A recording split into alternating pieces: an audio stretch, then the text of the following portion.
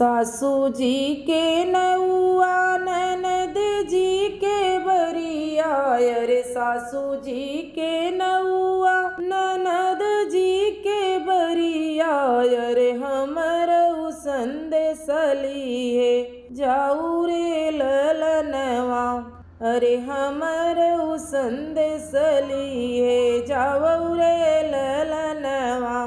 इह ई संदेशवा अरे सासू जी से कह, अरे इह ई संदेश मोरे सासू जी से कह, अरे ससुरु के दिह समझाई रे ललनवा, अरे ससुरु के दिह समझाई रे ललनवा।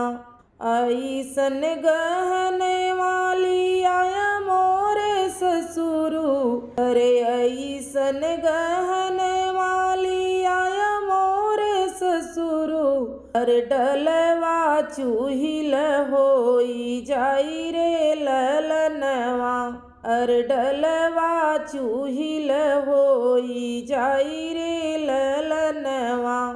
ऐसन गहन वाली आया मोरे ससुरु, अरे डलवा चूहिल होई जाई रे ललनवा, अरे मड़वाय जोर होई जाई रे ललनवा, अरे मड़वाय जोर होई जाई रे ललनवा। इह ई संदेश वायर जिठनी जी से कह, अरे इह ई संदेश मोरे जिठनी जी से कह, अरे जेठऊ के दिया समझाई रे ललनवा, अरे जेठऊ के दिया समझाई रे ललनवा। ऐसन कपड़े वाली आया मोरे जेठऊ, अरे मड़वा चूहिल होई जाई रे ललनवा, अरे मड़वा चूहिल होई जाई रे ललनवा।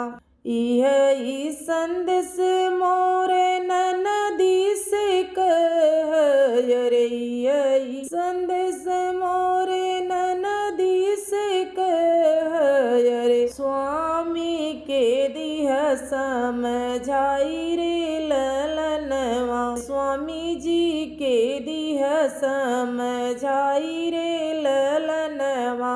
ऐसन से नूर वाली आया मोरे स्वामी, अरे मंगिया चूहिल होई जाई रे ललनवा, अरे मंगिया चूहिल होई जाई रे ललनवा। सासू जी के नौआ ननद जी के बरिया, अरे सासू जी के नौआ ननद जी के बरिया, अरे हमर संदेश लिए जाऊ रे ललनवा, अरे हमर संदेश लिए जाऊ रे ललनवा, अरे हमर संदेश लिए जाऊ रे ललनवा। अच्छा लगा हो तो लाइक करें, कमेंट करना ना भूले, अपना सपोर्ट दें। मिलते अगले वीडियो में, तब तक के लिए धन्यवाद।